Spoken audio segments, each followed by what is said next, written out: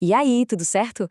Hoje a gente vai mergulhar numa ciência que está escondida bem debaixo do nosso nariz. Sabe, ela está em todo lugar, desde a comida na geladeira até as nuvens lá no céu.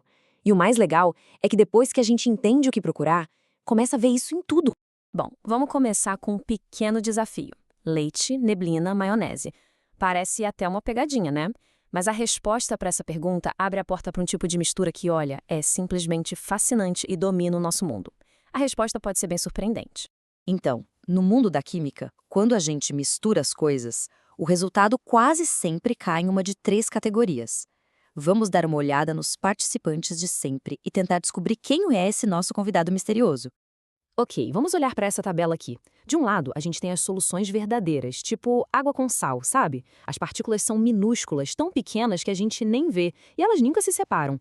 Do outro lado, lá na direita, temos as suspensões. Pense em areia na água. As partículas são enormes, a gente vê que elas vão para o fundo com o tempo e dá para filtrar fácil, fácil.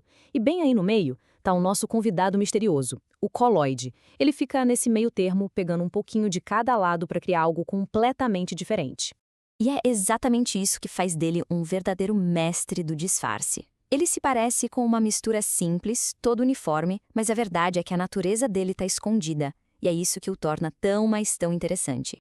Agora, vamos puxar o pano e tirar a máscara desse mestre do disfarce. É hora de entender a sua verdadeira natureza, que na verdade é uma natureza dupla. Aqui está o pulo do gato.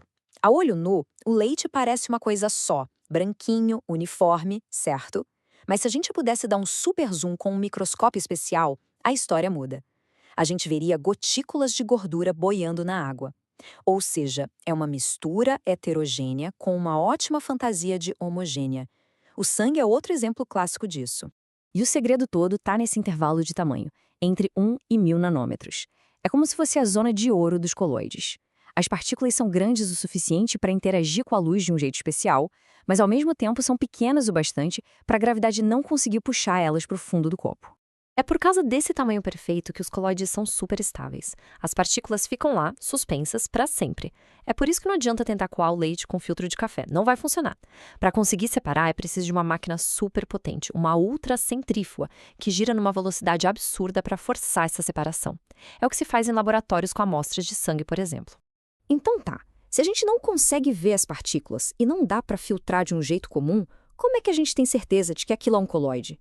Bom, existem dois fenômenos físicos que entregam o jogo. O primeiro sinal é o famoso efeito Tyndall. Numa solução normal, um feixe de luz passa direto, quase invisível.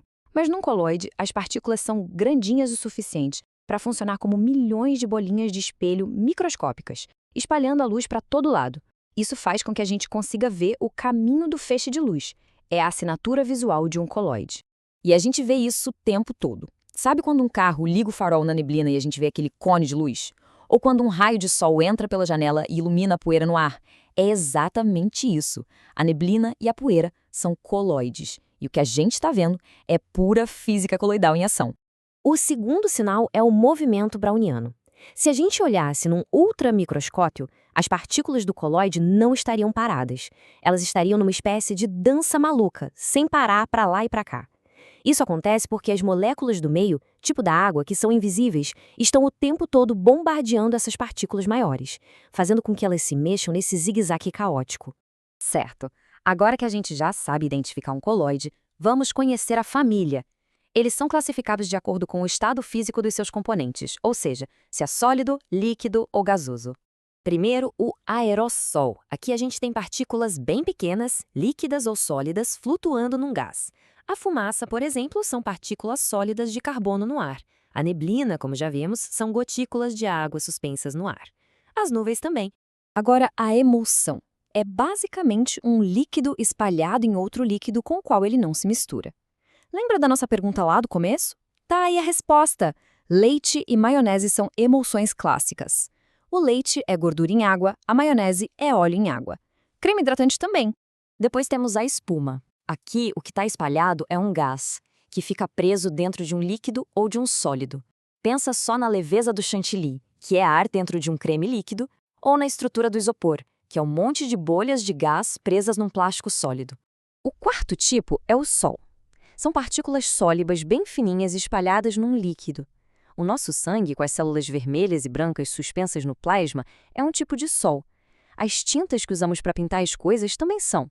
E o mais curioso, até algumas pedras preciosas, como o rubi, são um tipo de sol sólido.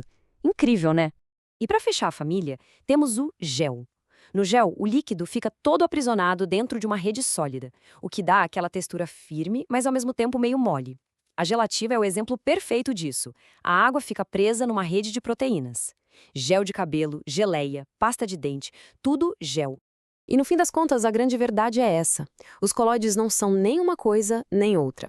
Eles não são soluções, nem suspensões. Eles dominam esse estado intermediário e é por causa dessa natureza única que tantas coisas essenciais do nosso dia a dia podem existir.